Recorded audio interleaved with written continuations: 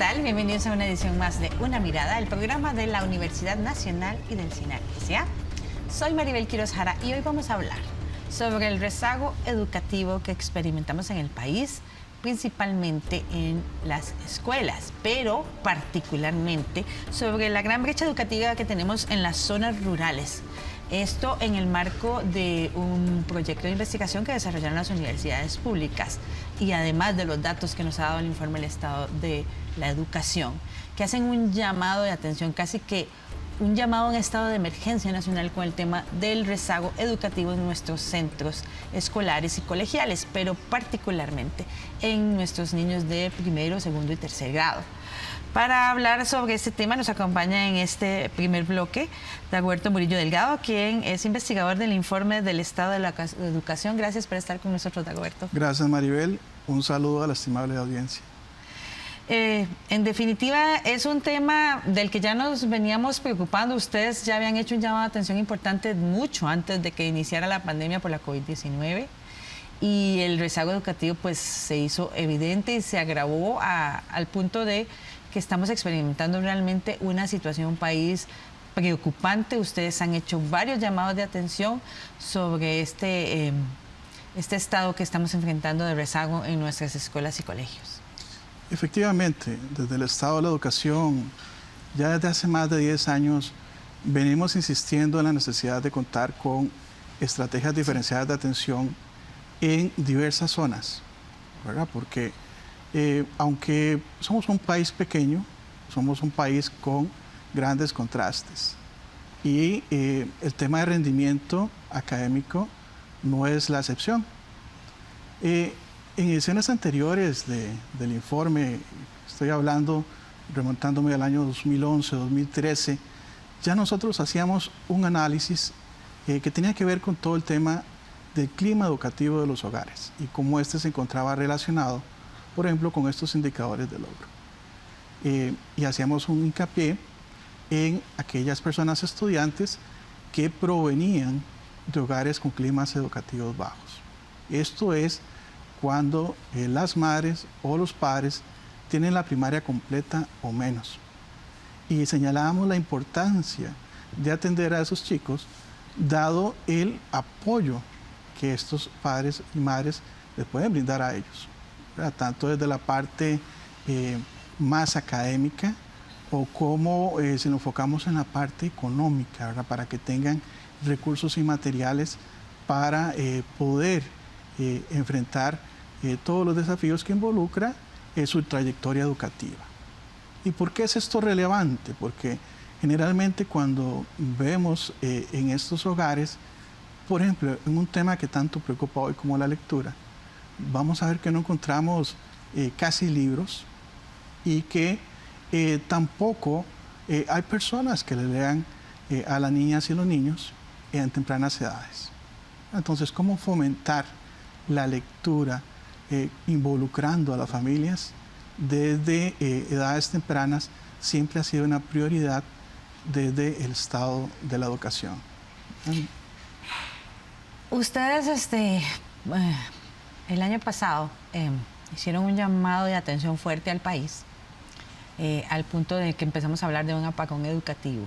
¿Cuál es la situación actual del país en materia de educación, tanto en el nivel escolar como colegial? Sí, primero quisiera aclarar qué es el concepto de apagón educativo. Nosotros nos referimos a él como un periodo de interrupciones continuas que afectan el acceso de las personas estudiantes al sistema educativo y eventualmente también tiene implicaciones en el desarrollo de capacidades y habilidades por parte de las personas estudiantes. Desde el 2018 ya experimentamos una interrupción fuerte que fue la huelga. Así es. Luego, en el 2019 esperábamos todo un proceso de recuperación de esa primera interrupción. Sin embargo, en el 2020 ya llega un fenómeno que nadie esperaba y que ya hemos visto todas las implicaciones que tuvo con un cierre prolongado de los centros educativos y que evidentemente afectó fuertemente a todos los actores del sistema. No solo a las personas estudiantes, también la dinámica del mismo centro, a los docentes que tuvieron que enfrentar una situación que antes no conocían, ¿verdad? Cómo atender, por ejemplo, a un grupo de personas estudiantes a través de una forma a distancia, remota, como lo quieran llamar. Pero el tema es que ya no iba a ser una clase presencial. Un fenómeno que se encuentra inicialmente es que hubo que empezar a priorizar contenidos. Y esa priorización involucró que en ciertas asignaturas, si acaso se cubriera un 50% de los temas que tenían que trabajarse. Ya eso per se genera un impacto fuerte, ¿verdad? En las personas estudiantes. Y aquí, digamos, podemos ver lo que no solo afecta a la zona rural, sí, no, es nacional. Afecta a nivel general. Pero pensemos justamente cuando en la zona rural tenemos una alta incidencia de estos hogares con climas educativos bajos, porque así es como ocurre en nuestro país. En un sondeo que realizamos con madres y padres de familia, por ejemplo, un primer tema era no sentirse preparado para poder apoyar a sus hijos. Recuerden que en primera instancia la forma de trabajo fue a través de GTAs, las famosas guías de trabajo autónomo. Y ya ahí el lugar, el ámbito donde se desarrolla la educación pasa de un aula a un cuarto de la casa y con condiciones muy distintas, ¿verdad? Si pensamos que en estos hogares eventualmente las condiciones económicas son más difíciles, son hogares más numerosos, que encontrábamos varias personas estudiantes rivalizando, por ejemplo, por el uso de un celular. Sí. ¿Verdad? Entonces, a eso el informe, el octavo informe Estado de la Educación, le llamó hacinamiento tecnológico, ¿verdad? Entonces, empezamos a experimentar, decíamos en ese informe, nuevas formas de exclusión. Recordar que en el 2020 se hablaba de personas desconectadas. Sí. Entonces, ¿qué calidad de educación podían recibir las personas desconectadas? Y ahí es donde empieza a derivarse un poco el tema de estos impactos que genera el apagón, entendido como esa interrupción, ¿verdad? Sí, incluso al punto de perdérsele el rastro a unos 100.000 estudiantes por un periodo de tiempo. Exactamente. Entonces, hubo varios meses que no se sabía dónde estaban esas personas estudiantes y eventualmente lo que empezamos a notar es que se empiezan a tomar medidas y al finalizar el 2020 vemos, por ejemplo, indicadores históricos en exclusión.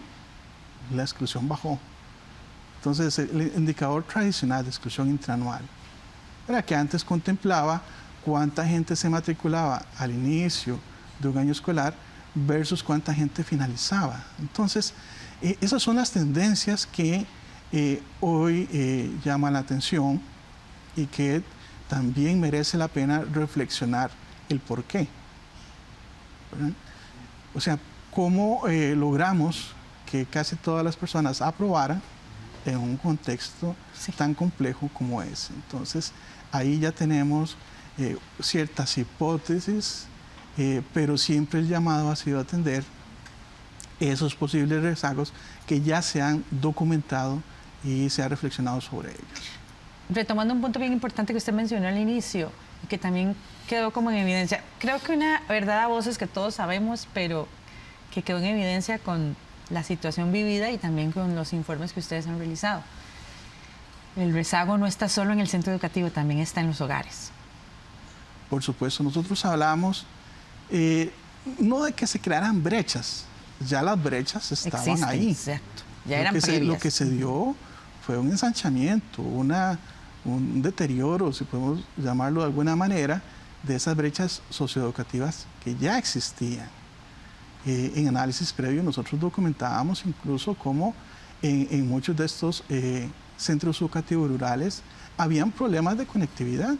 Sí. Y desde antes que pasara todo el tema de la pandemia, ya veníamos haciendo o señalando como un desafío importante que los centros educativos tuvieran una buena conexión y más allá, que la tecnología realmente impactara lo que estaba ocurriendo en el aula, que para nosotros ese es el objetivo, ¿verdad? Que sea, no que sea un fin en sí, sino que sea un medio para mejorar los procesos de enseñanza-aprendizaje.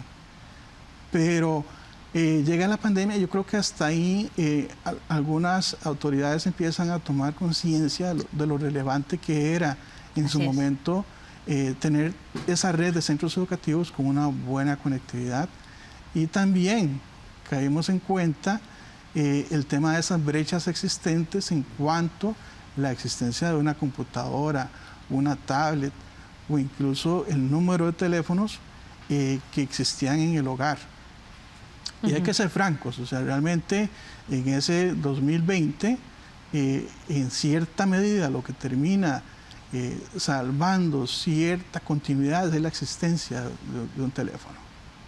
Porque no todos los hogares tienen computadoras, ni tablet, ni una buena conexión. Entonces, algunas ni siquiera tienen conexión a internet en sus casas. Yo creo que eso tiene que quedar muy claro cuando vemos hacia atrás y cuando queremos ver hacia adelante. O sea, creo que la pandemia nos abre los ojos a una realidad en la que siempre hemos estado inmersos, pero que debemos atender. Sí.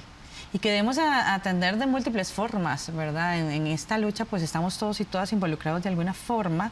En el caso específico del tema que vemos hoy, pues las universidades públicas se organizaron a través de diferentes proyectos y uno de ellos fue precisamente Entre Letras. Una Mirada conversó con la estudiante de licenciatura de la Universidad Nacional, Yajaira Cuendis Camacho, quien ha sido colaboradora de este programa Entre Letras de la Asociación Creciendo Juntos de la Península del Papagayo, que es y también participa de la iniciativa universitaria ULetras en La Cruz y Santa Cecilia.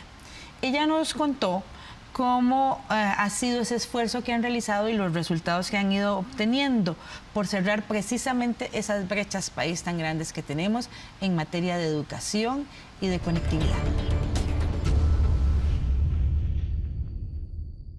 Entonces se llegó allá, las 4 universidades hermanas, la UTN, la UNED, la UCR y la Nacional, y se hizo de llegada pues un diagnóstico socioeducativo para ver y que también nos demostrara por medio de él en qué áreas estaban más afectados los niños. La brecha es bastante significativa.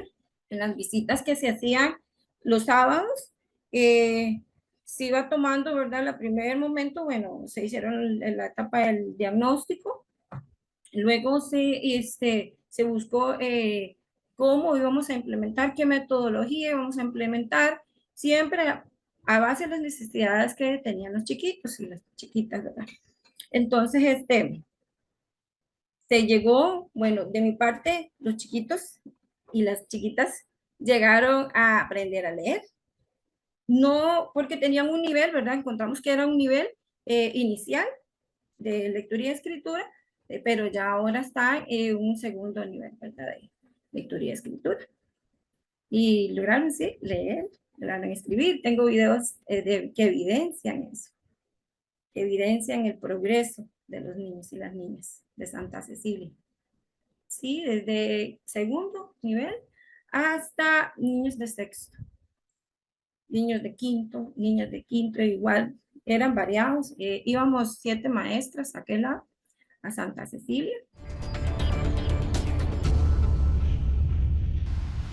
Como usted mencionaba, Dagoberto, es un rezago que se gestó hace mucho tiempo, mucho atrás de la llegada de la COVID-19 a Costa Rica, del cual ya se venían dando alertas. No obstante, sorprende particularmente que antes de la pandemia, pues los indicadores de ciencia y tecnología nos hablábamos de cuántos teléfonos celular per cápita teníamos en el país y cuánta cobertura teníamos en el Valle Central. Pero si usted hilaba fino los datos, se daba cuenta que siempre había una nota al pie que dice que no había estadísticas para las zonas regionales o las zonas rurales porque no se habían incluido en la recolección de los datos. Entonces, en definitiva, retomar ese llamado que usted hizo, no podemos seguir trabajando así. O sea, tenemos que saber exactamente cuáles son nuestros datos, sobre todo en materia de sistema educativo, ¿verdad? Y conocer realmente la realidad que enfrentan niños, niñas y adolescentes en sus hogares, en sus comunidades y en sus centros educativos para realmente hacer algo por sacarnos no solo el rezago educativo, sino por mantener, ¿verdad?, la calidad de la educación costarricense, que es baluarte de nuestra democracia.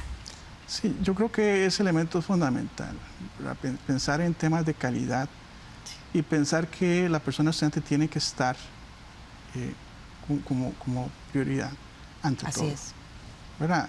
Generalmente, cuando uno analiza ciertas políticas en el pasado, pareciera que hay muchas cosas que ya están planteadas ahí, que van en esa dirección, pero se falla mucho a la hora de ejecutar, ¿verdad? De actuar rápido, decimos nosotros. Generalmente, cuando vemos algunas tendencias, en el pasado decíamos que íbamos lento, ¿verdad? Uno se comparaba con otros países y ellos avanzaban enormemente en ciertos indicadores y nosotros tenemos un comportamiento bastante estable.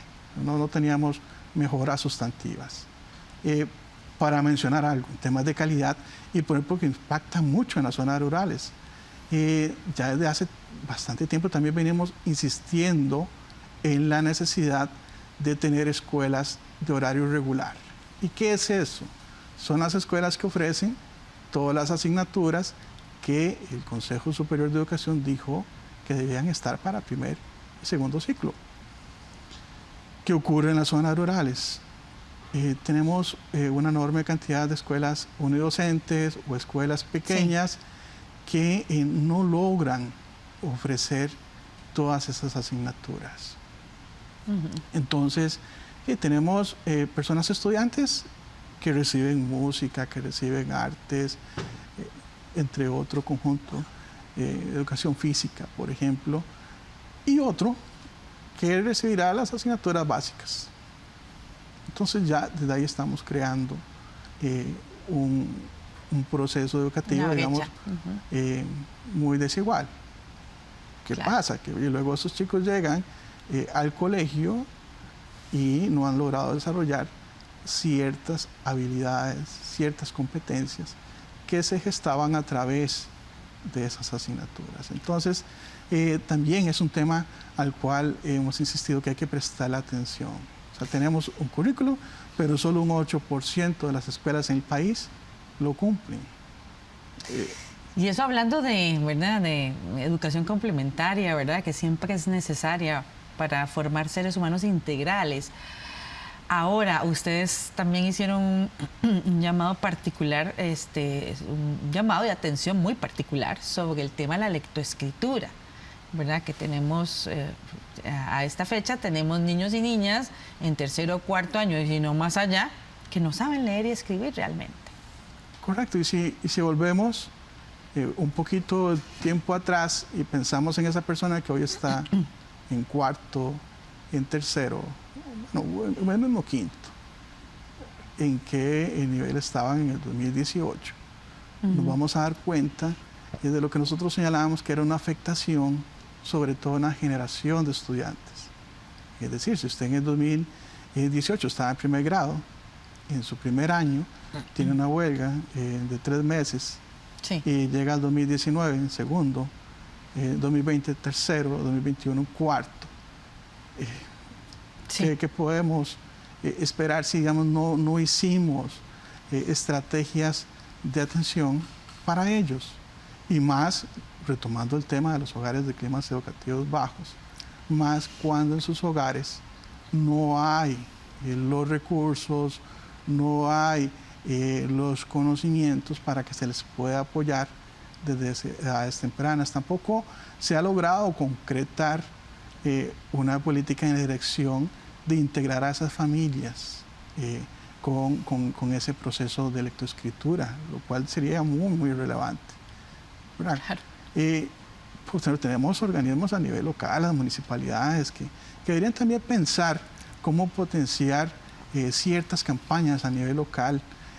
Nosotros llamamos en cierto momento que no podíamos delegar todo al ministerio, sino que si queríamos salir de ese bache generado por la pandemia, sí, tenían que aunarse ciertos esfuerzos, ¿verdad? Como un esfuerzo país, construyendo una agenda común con ciertas instituciones, con personas pensionadas, incluso que llegaran o pudieran aportar en ese proceso. De ahí que iniciativas como la que se van a ver hoy son muy relevantes. Pero el tema está en cuánto se logran escalar. Es decir, uno puede tener ciertas iniciativas, pero ya cuando vemos que son 100 estudiantes los beneficiarios y que, por ejemplo, en primaria, nosotros tenemos casi 500,000, más de 400,000 estudiantes en primaria, y vemos que esa cifra es muy reducida. Cuando nosotros insistimos que hay elementos que deberían abordarse a nivel global con una prioridad de urgencia. ¿Por qué?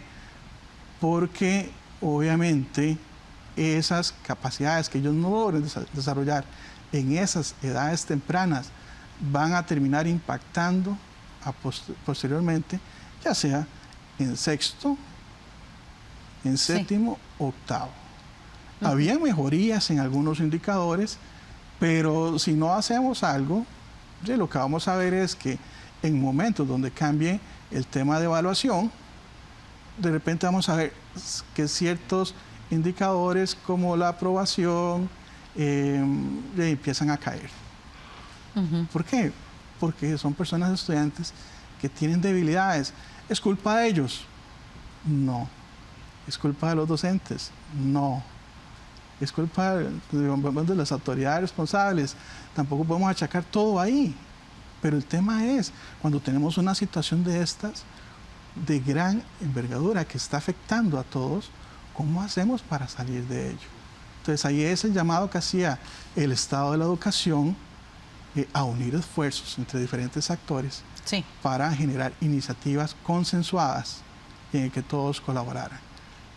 Sí, y sobre todo también, ¿verdad? Si tomamos en cuenta que conforme pasan los años, nuestros centros educativos se van haciendo grandes para la población existente atendida regularmente y van quedando áreas, ¿verdad?, de infraestructura que podrían usarse precisamente en otros horarios, ¿verdad?, para atender este otro tipo de necesidades, como usted dice, de una manera integral en la que participe tanto el Estado, las universidades públicas, las comunidades, con alianzas privadas, los hogares y el sector privado. Correcto. Este tema justamente demográfico es una urgencia nacional. Ese tema también hay que verlo de diferentes aristas, porque es cierto que hoy tenemos menos niños ingresando a primaria, pero hay que entender también que tenemos un grupo creciente en secundaria. Exacto. ¿Verdad? Entonces, hay a veces algunos argumentos que salen que dicen, bueno, tenemos menos niños, ocupamos menos recursos. Cuando hay unas necesidades históricas que han estado por ahí. También en otros espacios se habla de que el país es uno de los que más invierte en educación si nos comparamos con los países de la OCDE. Pero si vemos la inversión por estudiante, nos vamos a ver que estamos en la cola, abajo, y que nuestra inversión realmente es muy baja comparado con la que ellos hacen. A sabiendas de que ellos históricamente han invertido en educación. Nosotros cometimos errores muy fuertes en la década de los 80, que nos ha costado mucho remontar y que eventualmente podemos estar en riesgo también de volver a cometer esos errores hoy. Bueno, entonces, tenemos una gran cantidad de desafíos. Brechas que no habíamos logrado cerrar del todo antes de la pandemia y hoy en un marco de estrechez fiscal. Entonces tenemos un desafío enorme por delante para atender todo eso que el país ocupa. Entre esos desafíos, ¿cuál sería el más urgente? Yo no me animaría a decir uno, porque son tantos muchos, temas y todos son tan relevantes, pero bueno, lectoescritura ya señalábamos como una base fundamental para la trayectoria educativa de todos los centros educativos, pero también no podemos olvidar el acompañamiento que requiere nuestro personal docente. Claro. ¿verdad? Infraestructura. O sea, uno puede tener Sí. los chicos, el personal docente capacitado, pero si no tiene la infraestructura... No tiene escuelas adecuadas. Sí. Yo pensaría, cuando uno señala prioridades, como en una mesa, que de repente le falla una pata, ya la mesa no funciona bien. Ocupamos que haya ciertas iniciativas apoyando todos esos elementos para tener realmente una educación de calidad. Insisto, tiene que pensarse en el espacio físico donde están las personas estudiantes, por supuesto que en las estrategias diferenciadas para atender los rezagos de esas personas estudiantes, en los apoyos requeridos para el personal docente, en capacitación, en materiales, en todo lo que ellos ocupan, en la parte de tecnología, pero también ocupamos líderes pedagógicos en los centros educativos, que no estén solos, que puedan articular con su comunidad proyectos, ¿verdad? Entonces hay que empezar a cuestionarnos si realmente tenemos proyectos educativos en nuestras escuelas, en nuestros colegios, que involucren, por ejemplo, a la comunidad, a la empresa local. O sea, en el pasado, cuando se ocupaba construir un aula, Sí. la gente apoyaba, ¿verdad? Pero Todo el mundo. hoy tenemos en muchos lugares escuelas que están completamente aisladas de su comunidad. Entonces tenemos también que ver cómo recuperamos esos espacios, que la gente se apropie de su centro educativo, que sientan que tienen que hacer algo, porque ahí se está formando el futuro de nuestro país. Exacto, es una tarea de todos y todas y es urgente atenderla. Gracias, Dagoberto Murillo, por acompañarnos en este primer bloque. Vamos a ir a una pausa, pero ya regresamos con este tema del rezago educativo en el país, sobre todo en las zonas rurales. Quédese con Una Mirada.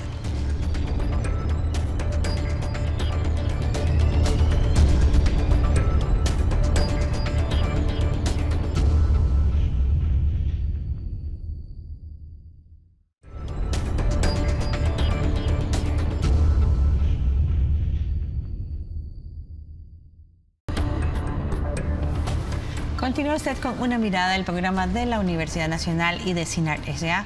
Hoy con el tema del rezago educativo que sufren nuestros niños, niñas y adolescentes en todo el país, pero particularmente hoy vamos a hablar de las zonas rurales. Este rezago afecta a múltiples áreas del conocimiento y es realmente casi una emergencia nacional. Hay varias iniciativas que se han venido desarrollando para atender esto, particularmente las universidades públicas se han organizado para atender esto en las zonas rurales y a lo largo y ancho del país. Y hoy vamos a conversar con Margot Miranda Rosales, quien es académica del proyecto ULetras y quien trabaja en el campus Liberia de la sede Chorotega de la Universidad Nacional. Gracias por estar con nosotros y por acompañarnos desde tan lejos hoy aquí en Una Mirada. Muchas gracias, un cordial saludo. Margot, como veíamos en el bloque anterior con Dagoberto Murillo del informe del estado de la educación, realmente el país prácticamente puede decir que está en emergencia nacional con el tema del rezago educativo en todos los niveles y a lo largo y ancho del país. Definitivamente. Empezaremos definiendo la palabra rezago. Rezago, no conclusión, exclusión, atraso, según el nivel educativo en el que se encuentra el estudiante. Entonces, definitivamente hay un dilema, ¿verdad?, que hay que ponerle alto. Ya hay que establecer un alto, porque de lo contrario, esta situación se va a volver insostenible. Poner una mirada a las zonas costeras, a las zonas rurales, donde existe la desigualdad, el acceso. No es lo mismo la escuela urbana, la escuela rural, donde los niños y las niñas sufren pobreza extrema, donde los problemas de acceso siguen siendo temas de desigualdad, la pobreza extrema, la situación socioeconómica que vivimos en el país, ¿verdad?, afecta significativamente a la niñez. Ponemos una mirada en la formación del profesorado. Estamos poniendo una mirada en la formación del profesorado. Necesitamos ahorita profesores, maestros y maestras que despierten capacidades en los niños y las niñas. Y esto es una tarea urgente, ¿verdad? La modernidad ahora no es la misma. aprendimos de una manera, ahora deben aprender de otra manera. Necesitamos despertar esas capacidades de asombro, la capacidad de afectividad, de curiosidad, ese docente que despierte esos pilares que fundamentan la educación, como el ser, el hacer, el convivir. ¿Por qué ese convivir? Porque hoy los centros educativos se están convirtiendo en centros de batalla, los niños están sufriendo problemas emocionales. Por otro lado, las situaciones específicas de cada niño y niña, esa situación de la que el rezago implica muchísimas causas, son muchas las causas. Ahorita tenemos niños y niñas con condiciones específicas, espectros multiplicados. Antes no escuchábamos hablar de tanto, por ejemplo, del autismo. Muchos niños y niñas están siendo diagnosticados con autismo. ¿Qué significa eso? De que hay que fortalecer los equipos interdisciplinarios en las escuelas, y no todas las escuelas tienen un equipo interdisciplinario, y los problemas se agudizan en las escuelas. Sí. Bueno, desde ahí, ¿verdad? Esa mirada. Por otro lado, podemos decir que podríamos decir, como decían antes, ¿verdad?, que el tema es de todos y todas. Definitivamente es de todas y todas.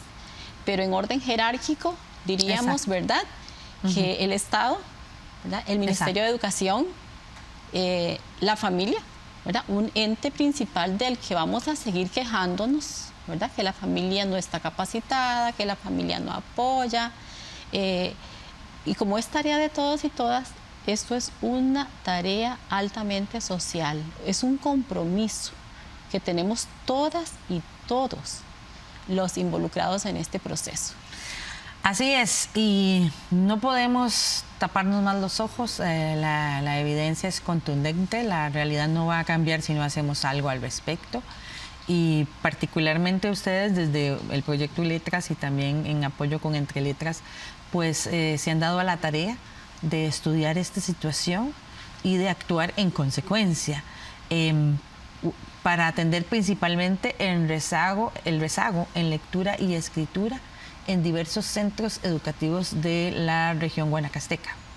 Efectivamente, con el apoyo, bueno, Entre Letras de la Asociación Creciendo Juntos, que atiende Península de Papagayo, ¿verdad?, donde están 18 centros educativos de las zonas costeras, hace un llamado a la Universidad Nacional y a la Universidad de Costa Rica, ¿verdad?, para que apoyemos para que los niños y niñas experimentaran su éxito en la lectura y la escritura.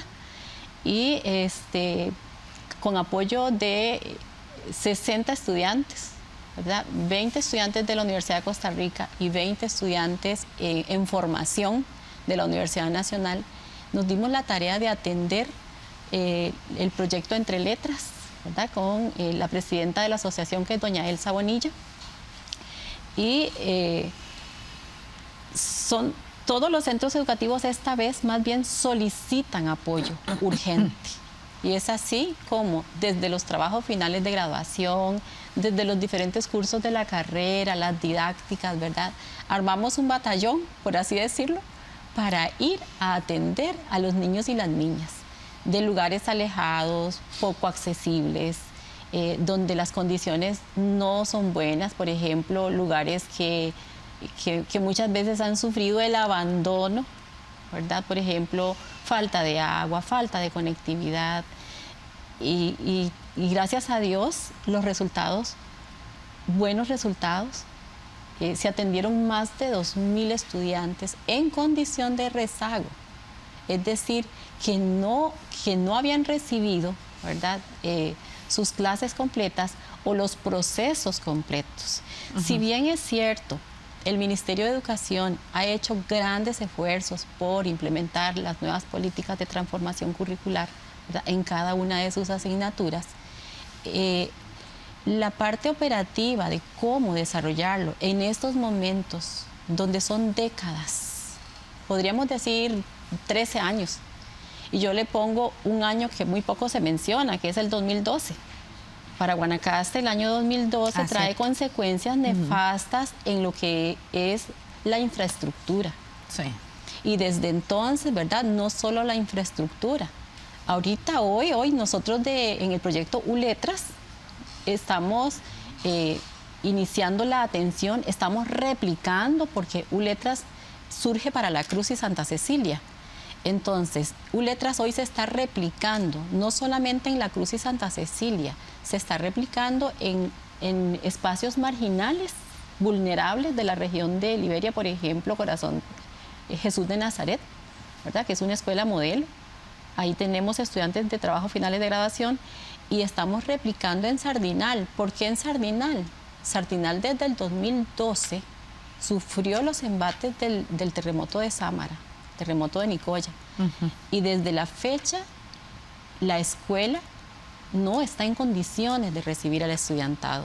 Y hoy, esto duele muchísimo.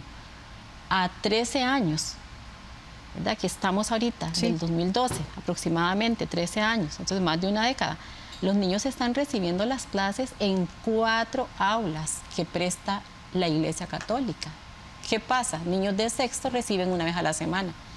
Primero, segundo y tercero, 2 o 3 veces a la semana. Imagínese. Imagínense la desigualdad que estamos viviendo en medio de complejos, porque soy de Sardinal, y vivimos en medio de complejos turísticos inimaginables, utópicos para nosotros. Sí.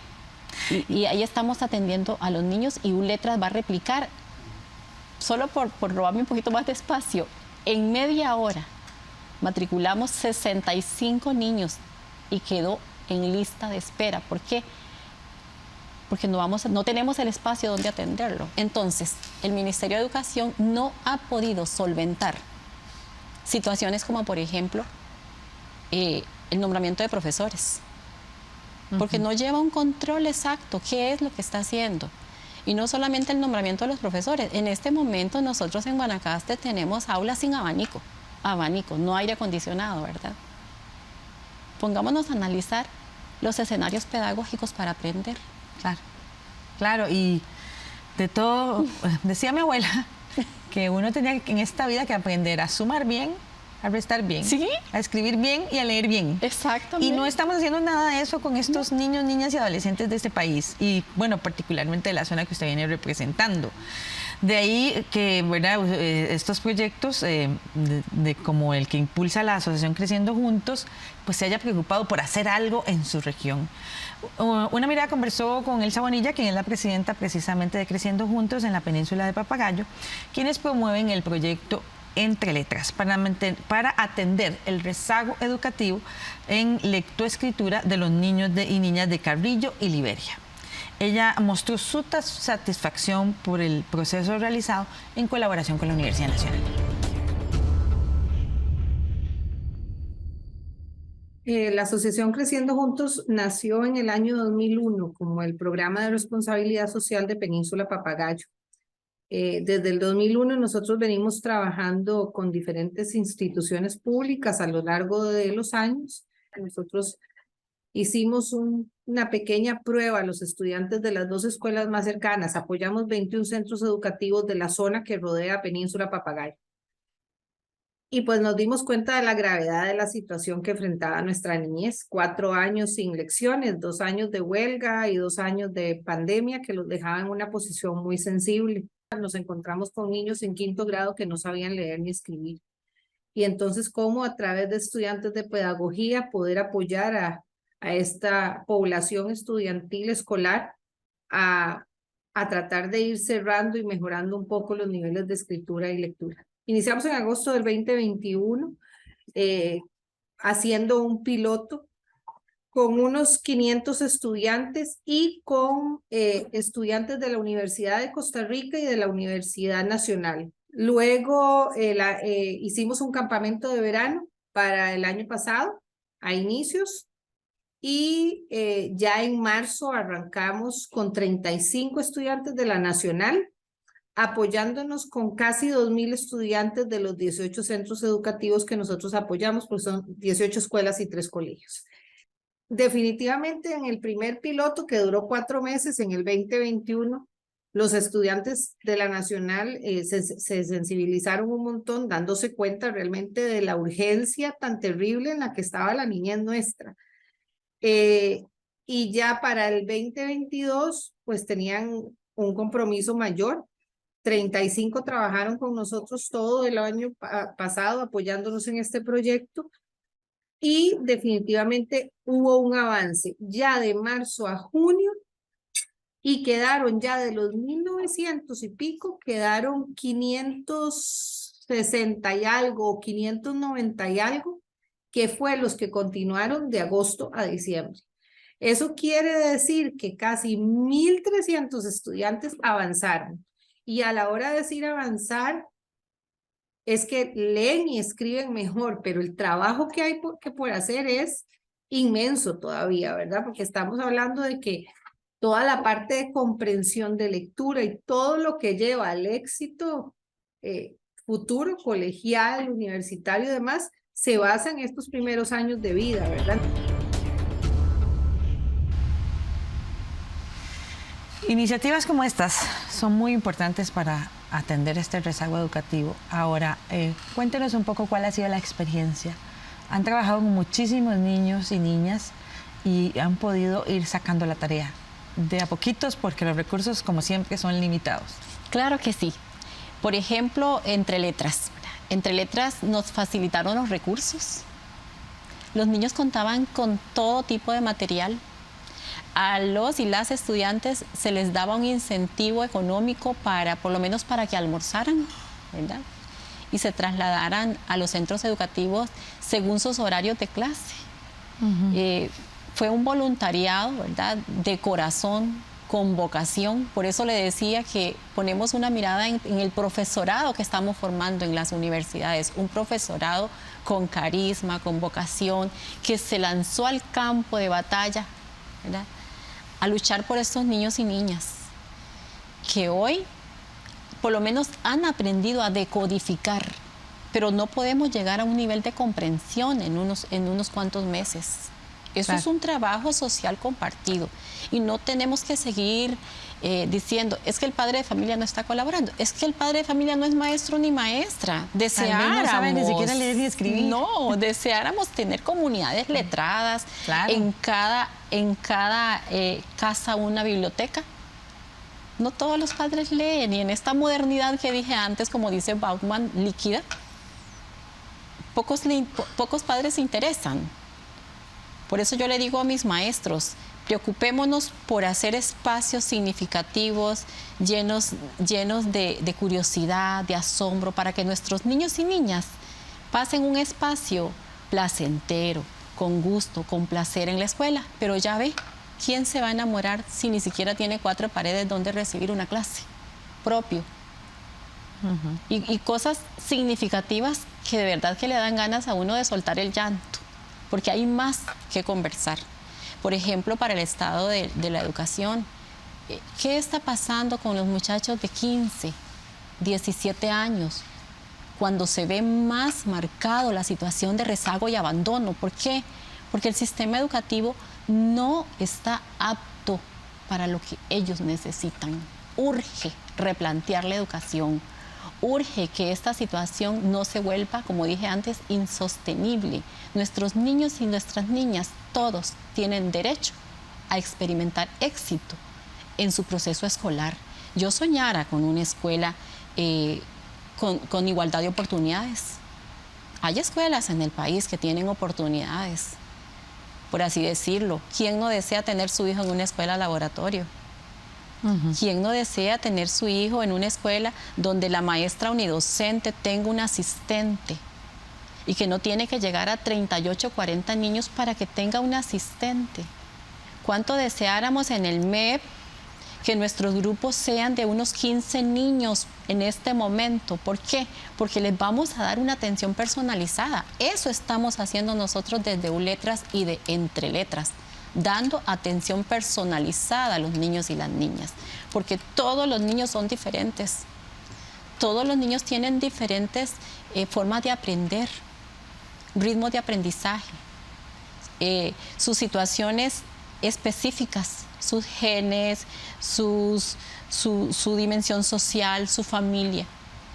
Los niños necesitan atención personalizada. ¿Y cómo hacemos nosotros? Porque yo soy maestra, 22 años, pasé en las aulas luchando y puedo hablar desde mi experiencia. ¿Cómo se atiende la niñez en una escuela multigrado? Donde las condiciones son desiguales. ¿Por qué? Porque me tengo que multiplicar e ingeniarme para que todos que experimenten éxito en su proceso escolar. Donde yo no me tengo que atender al padre de familia. En una escuela multigrado no hay que atenerse al padre de familia, hay que enamorarlo del proceso, hay que atraerlo, hay que prepararlo. Entonces necesitamos propuestas que atienda a la familia también, que la familia aprenda al compás de su hijo. Hay muchas cosas que podemos hacer, pero esta tarea es una tarea social, es una tarea compartida, donde dije antes, el ente rector en orden de jerarquía, Ministerio de Educación Pública, sí. Y la sociedad en general. Muchos autores dicen que el día que la sociedad se responsabilice de educar a los niños y las niñas, ese día la educación mejorará. Pero estamos todavía un poco distantes. Si no tenemos resuelto las condiciones mínimas, infraestructura, presupuestos,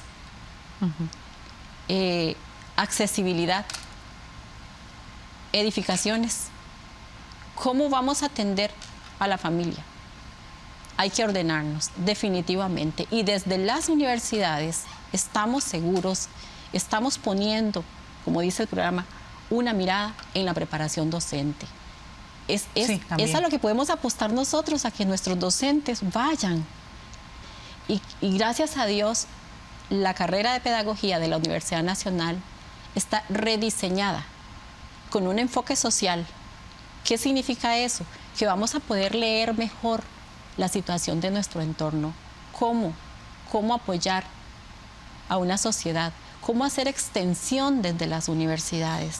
Entonces, el lema de nuestro modelo pedagógico, ¿verdad?, de la Universidad Nacional, que no solamente es la preparación del docente, sino un docente investigador y un docente extensionista, que es lo que en este momento nosotros estamos haciendo. 171 niños atendidos en el año 2022. 172 niños de segundo a noveno. Estudiantes de noveno con una condición de tercero. Sí. Cuando la unidad de tercero lo que hace es enamorar al niño para que viaje a un mundo sonoro de las letras, que se enamore, ¿verdad? En primero, el desarrollo de la conciencia fonológica, que yo digo que está perfecto. Yo no critico los programas del MEP. Para mí el MEP ha hecho un excelente trabajo con los programas, desde los diferentes enfoques de la investigación, del desarrollo de las habilidades lingüísticas, ¿verdad? Que eso se hace en cuarto, quinto y sexto. La llave del éxito cuando el niño está en tercero, que sabemos que va a pasar a segundo. Pero se necesita urgentemente que se entienda cómo es el abordaje, cómo es la parte operativa de esos programas, cómo es que se trabajan. Y el docente todavía no ha logrado entender. Digamos que los que están en el servicio, tal vez algunos, ¿verdad? Hay un porcentaje muy grande que todavía no ha entendido. ¿Por qué? Porque yo recibí niños en primero, allá en el 2017. Aquí no había llegado el 2018 porque todavía estaban, ¿verdad? No había pasado lo del terremoto y todo esto. Donde llegaban y no había una articulación entre el preescolar y la primaria. ¿Qué significa eso? Que no se está haciendo bien el proceso. Preescolar es un programa riquísimo, donde se dice que el niño va a aprender naturalmente. ¿Y por qué no? Naturalmente hasta leer. Porque escribir es el último proceso, y escribir es un proceso complejo, que se logra con el transcurso, ¿verdad?, de ese desarrollo vertical y horizontal que tienen los programas, porque es un proceso complejo. Pero hay que fortalecer las asesorías pedagógicas, hay que fortalecer la capacitación a los docentes y sobre todo darles seguimiento y acompañamiento. Hay que dar muchísimo acompañamiento. Claro. Entonces son muchas las propuestas que se pueden hacer. Vamos llegando al final del bloque, pero no quiero irme sin antes conocer. Ustedes atendieron 171 niños y niñas en primaria y secundaria en La Cruz y Santa Cecilia. Encontraron una situación muy preocupante, Muy sobre alarmante. todo con el tema de la lectoescritura, y trabajaron en consecuencia. Hicieron varias actividades de las que usted ya algunas nos ha comentado. ¿Qué sigue? O sea, porque no se va a quedar esto ahí. O sea, definitivamente hay mucho que hacer, no solo en Guanacaste, sino en todo el país. Muy curioso. Desde los trabajos finales de graduación, cada estudiante ya con su modelo, ¿verdad? Desde diferentes perspectivas teóricas, atendieron un promedio de 7, 10 estudiantes. 7 estudiantes de trabajo finales de graduación, más o menos, por así decirlo, 70 estudiantes. Le dieron un seguimiento a través de talleres, ¿verdad? Porque el modelo pedagógico, la estrategia pedagógica que el Ministerio de Educación Pública sugiere es que las clases se den modelo taller. Entonces las muchachas prepararon entre 14 a 15 talleres siguiendo un método, por ejemplo, el método PIFO, el método Doman, el método natural integral, una metodología de leer por placer, de arte, juego, bueno. Entonces, estos niños al finalizar, en enero finalizamos de este año, entonces viene otro grupo y sigue con el método Doman, sigue con el método PIFO, el endogenésico, natural integral, otras estrategias muy creativas, ¿verdad? Ideadas desde iniciativas del estudiantado en sus trabajos finales de graduación. Entonces viene otro grupo a atender la población. Siguen trabajando en esto porque es una tarea hoy más que todo impostergable, y como usted decía, Margot, es una tarea de todos y todas. Tenemos un ente rector, sí, el Ministerio de Educación, el Estado tienen que asumir su responsabilidad y definitivamente hay que empezar a trabajar en esto. Pero también tenemos aquí a las universidades públicas trabajando, a la comunidad, padres y madres de familia se tienen que involucrar más, y la empresa privada, las municipalidades, porque el asunto del rezago educativo es de todos y todas en este país. ¿Por qué? Porque son nuestros niños, niñas y adolescentes que son el futuro de la patria. Muchas gracias, Margot Miranda, por acompañarnos, a usted por estar con nosotros una vez más. Recuerde que puede buscar más información en www.unacomunica.una.ac.cr y también buscarnos en nuestros perfiles en redes sociales bajo el nombre de Una Comunica para conocer más sobre este y otros temas del quehacer de la Universidad Nacional y la Universidad Pública. Gracias por acompañarnos. Nos vemos la próxima semana con más aquí en Una Mirada. Hasta pronto.